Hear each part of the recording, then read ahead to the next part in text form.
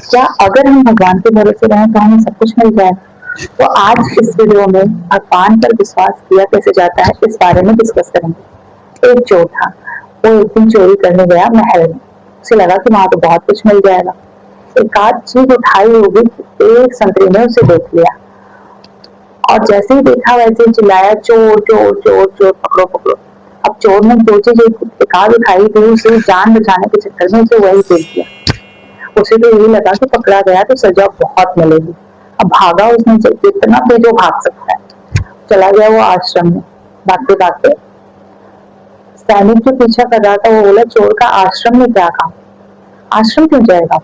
वो गया, सोचा मैं देखूं, लेकिन देखा नहीं। अब चोर भागते हुए जाकर वहां बैठा जहाँ कथा हो रही थी। कथा में बहुत सारे लोग बैठे।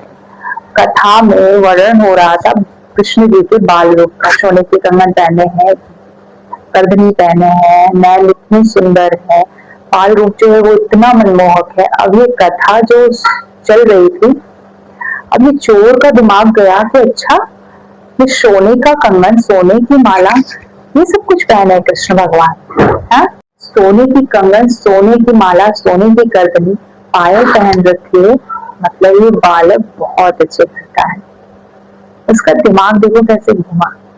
तो सब कथा सुन के जाने लगे तो वो गुरु जी के पास आया और चाकू निकाला और बोला कि क्या बता रहे थे इस बालक के बारे में, और बताओ कहाँ रहता है वो, क्या नाम है उसका? गुरु जी को लगा ये अजीब इंसान है जो श्री कृष्ण के बारे में पूछ रहा है और इतने गुस्से में। तो गुरु जी ने बताया कि उनका नाम कृष्ण है, रहता कहाँ है? वृंदावन। अच्छा ठीक है, माता पिता माँ यशोदा, पिता नंद बाबा। वो छोड़ के उनको निकल गया वृंदावन। अब जहाँ किसी को पूछे श्री कृष्ण कहाँ रहते हैं, श्री कृष्ण कहाँ मिलेंगे, तो सबको लगा कि ये कितना बड़ा भक्त है, श्री कृष्ण को कैसे पागलों की तरह ढूंढ रहा है वृंदावन में। अब जो कोई उससे मिले उससे वो प्यार से बोले ये वृंदावन धाम है और ये उन्हीं का घर है। तो वो बोले नहीं, वो बालक जहाँ गैया चराने आता है वो जगह बता, क्योंकि उसने गैया के बारे में कथा में सुन रखा था और कैसे दिखते हैं बाल रूप का वर्णन जो था उसे इमेजिन कर रहा है। जो भी वृंदावन वाले लोग थे उसने सभी को उस जगहों पर भेज दिया जहाँ श्री कृष्ण गैया चराया करते थे। चोर ने कहा जैसे वो बालक आएगा वो सारा सोना मैं चुरा लूंगा। छोटी मोटी चोरी करने से अच्छा है कि एक ही बार में बड़ा हाथ मांग। अब वो बालक है, वो क्या ही कर लेगा मेरा, मैं सब कुछ चुरा लूंगा। जैसे ही वो सुबह दोपहर शाम वेट कर रहा है, उसे लगा कि आज उसने लगा छुट्टी कर ली, गैया चराने नहीं आया, कल आता हूँ। अरे कृष्ण तुम कब आओगे? अब उस दिन भी कृष्ण नहीं आया। तीसरा दिन, चौथा दिन करते करते 10वां दिन आ गया। अब वो तो तब घर चला जाता था। जिस दिन वो 11वें दिन वापस आया तो बहुत गुस्से में, आज तो मैं उसे लौटे बिना जल तक नहीं पीऊंगा जब तक उससे सोना नहीं छीन ली। गुरु जी तो बहुत बता रहे थे कि वो अपने गैयों से इतना प्यार करता है, रोज उन्हें चराने जाता है, अभी तो 10 दिन हो गए और ये आया ही नहीं। अब 11वें दिन जब उसने प्रतिज्ञा ले ली कि मैं अब खाऊंगा ही पीऊंगा नहीं जब तक श्री कृष्ण को देख नहीं लेता, उस बालक से सोना लूट नहीं लेता। अब क्या हुआ, अब उसने रट लगा ली कि श्री कृष्ण तुम्हें आना ही पड़ेगा। और तब श्री कृष्ण जी को आना ही पड़ा जिस रूप में वो इमेजिन कर रहा था, एक बालक के रूप में। तो क्या हुआ, श्री कृष्ण आए, वो बोला अकेले आए हो, तुम्हारे दोस्त कहाँ है? श्री कृष्ण बोले मैं तो आज अकेला ही आया हूँ। तब उसने बोला ठीक है, अच्छा अब निकालो अपने सोने, चलो तुम श्री कृष्ण ही हो ना, माला निकालो, बोलो मत हम चोर हैं, जो कह रहे हैं वही करो, माला निकालो, कंगन निकालो, करदनी निकालो, दो सकती है। उसने जैसा जैसा बोला श्री कृष्ण ने वैसा वैसा किया। अब क्या हुआ, श्री कृष्ण जो गहने निकाल रहे हैं वो क्या कर रहा है, वो एक तक नजर से श्री कृष्ण जी को देखता जा रहा है। तब उसने कहा कि ये कितने सुंदर बालक है।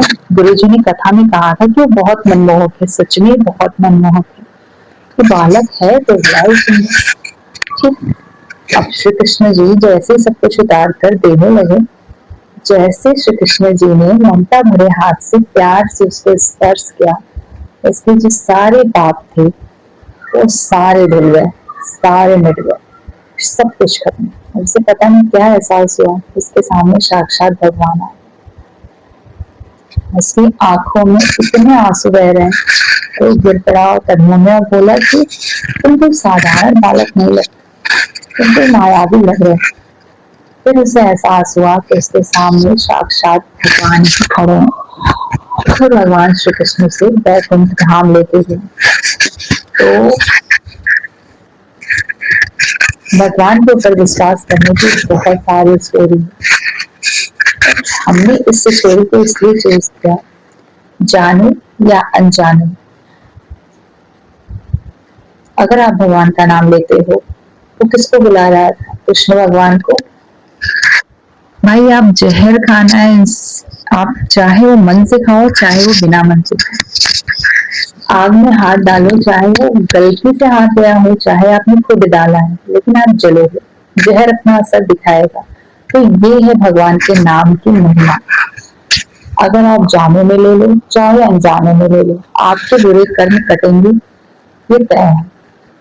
अगला रीजन, भगवान श्री कृष्ण जब उसके पास आए तब उनकी लीला खत्म हो चुकी थी, है ना। गाँव वाले बात करते कि वृंदावन धाम उन्हीं क्या है, उससे लग रहा था कि प्रेजेंट की बात हो रही है। चोर ने यही समझा कि बालक अभी भी आता है। तो भगवान श्री कृष्ण सिर्फ इसलिए आए क्योंकि उसका विश्वास था, कृष्ण तुम आओगे ही आओगे, क्योंकि उसे नहीं पता था कि ये स्टोरी चल रही थी पहले। तो चोर था, उसे कुछ एहसास नहीं, उसने हट कर रखा था कि कृष्ण जिस दिन तुम आओगे उसी दिन मैं यहाँ से जाऊंगी और खाना खाऊंगा। तो बस ये आपको सुनाने का यही मतलब था। आप जो भी चीजें करो मन से करो, इतने मन से करो तो इसका असर वहां तक है ना। और वहां पर इम्पोर्टेंट है हमारा भाव। इस स्टोरी को क्यों चुना? क्योंकि जो बुरे कर्म, डेफिनेटली वो बुरे कर्म कर रहा है, किसी को लूट रहा है, उससे अपनी जिंदगी जी रहा है, उसके लिए भी भगवान कृष्ण आ गए।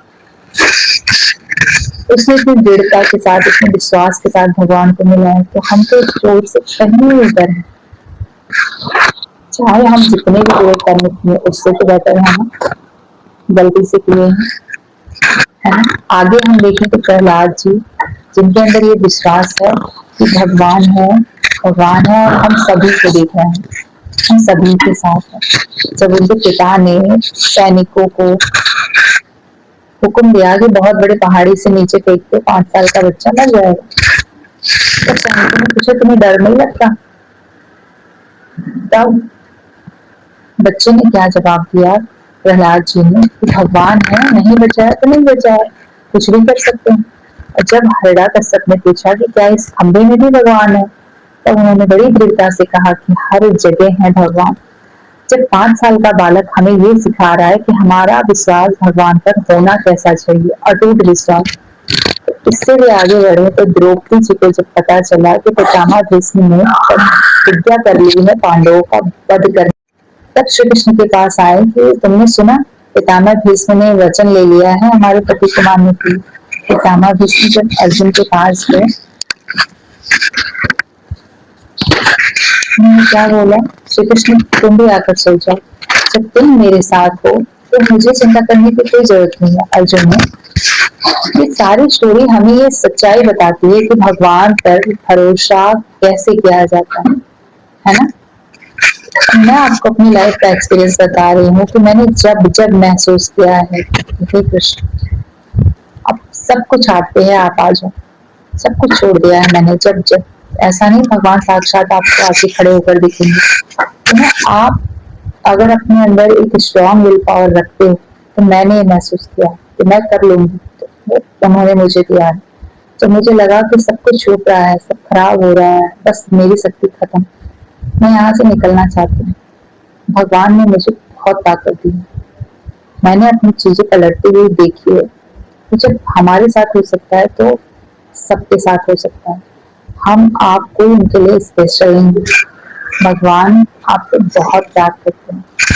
तो बस नाम जप कीजिए और आपके जो बुरे कर्म है ना वो ये करना फाड़ के फेंक देंगे। आपकी लाइफ से उस चीज को निकाल सकते हैं। अगर वो एक चोर का मान रखने के लिए आ सकते हैं तो हम सच्चे मन से बुलाएं तो हमारे लिए क्यों नहीं आ सकते? हमारे लिए भी आ सकते हैं। हमेशा मैंने नोटिस किया है कि भगवान आपको इतनी अच्छी विल पावर देते हैं, कभी कभी आप उठ तक नहीं पाते। मैं बता रही हूँ, मेरा खुद का पर्सनल डे का ही रूटीन देख रही हूँ तो मैं इतना थक जाती हूँ कभी कभी। आपसे मैं शेयर कर रही हूँ, कभी कभी मुझे लगता है कि नहीं हो पाएगा। बच्चों की पढ़ाई, घर के सारे काम, उसके बाद इतना हार्ड वर्क। आप मेरे जॉब के बारे में जानते हो, कभी कभी पीएम आ जाता है, कभी मेडिकल आ जाता है, कभी मेरी जो कहते हैं ना लाश का सामना करना पड़ता है। कभी कभी ऐसी सिचुएशन आ जाती है कि देख के लगता है कि नहीं, मुझसे नहीं होगा। वहां पे भी हमें हिम्मत मिलती है। कुछ लोग अलग ही वे में जानते हैं पुलिस डिपार्टमेंट को, लेकिन मैं आपको एक सिर्फ छोटा सा संदेश देना चाहती हूँ कि आप जहाँ सोच भी नहीं सकते हो ना हेल्प करने की, वहां भी आपको पुलिस खड़ी हुई मिलती है। तो वैसी सिचुएशन में भी भगवान हमें शक्ति देता है, हमें बहुत ज्यादा कर्तव्यनिष्ठ बनने का मौका देता है कि हम अपने कर्मों पे बहुत अच्छे से खड़े उतरे। तो कैसे ना माने भगवान को, आप मुझे बताएं। तो प्रभु को विश्वास करके मानो, प्रभु आपको पूरी शक्ति देंगे और आप सक्सेस होंगे। चाहे वो आपकी पढ़ाई हो, चाहे वो आपकी लाइफ में कोई बीमारी हो, चाहे कोई भी दुख हो, माँ बाप का साथ हो छूट रहा है या कुछ भी आपका हो, उस चीज में आप प्रभु को साथ लेके चलिए, सब कुछ अच्छा हो। कभी कभी मेरे सामने से थालियां हट जाती है, मतलब खाने की थाली लेके जब मैं पूरा घर का वर्क करके बैठती हूँ और जब मुझे ड्यूटी जाना होता है, मैं खाना लेके बैठती हूँ और मुझे इतना इमीडिएटली फोन आता है तो उस खाने का मन में पूरा चाहत है कि मैं खा के जाऊं, लेकिन नहीं खा पाती। उस समय भी मैं भगवान को नहीं कोसती। जो कर्म करने जाती हूँ उसमें यही कहती है कि भगवान आप बहुत अच्छे टाइम से मुझे भेज दिए और जो अच्छा होना है वो हो गया। जहाँ मेरा खाना क्या, मैं मर थोड़ी हुई बिना खाए। तो अगर आप सिर्फ अपने स्वार्थ भाव में जी रहे हो, अपना अच्छा सोच रहे हो, तो शायद आपको लगेगा कि कहीं भगवान आपका साथ नहीं दे रहे। नहीं तो प्रभु हर किसी का सोचते हैं। जहां तक आप अपना भला नहीं सोच सकते, वहां भी भगवान आपका भला सोचते हैं। और जो चीज आपको लग रहा है कि मेरे लिए भला है, मेरे लिए अच्छा है, जरूरी नहीं कि भगवान वही चीज सोचे, क्योंकि भगवान कहीं उससे भी ऊपर आपके लिए सोचते हैं। बस आज की मेरी जो बातें हैं यहीं पे एंड कर रही हूँ। अगर आपको अच्छी लग रही है मेरी ये बातें, मेरी स्टोरी, तो प्लीज आप एक छोटा सा कमेंट जरूर करना वीडियोस में, क्योंकि वीडियोस देखने के बाद ये फील होता है बनाने के बाद कि पता नहीं किसी को पसंद आई कि नहीं। तो नहीं आए या आ जाए, इसे लिख जरूर देना। जय श्री राम और अपने फ्रेंड सर्कल में भेज देना। जय श्री राम।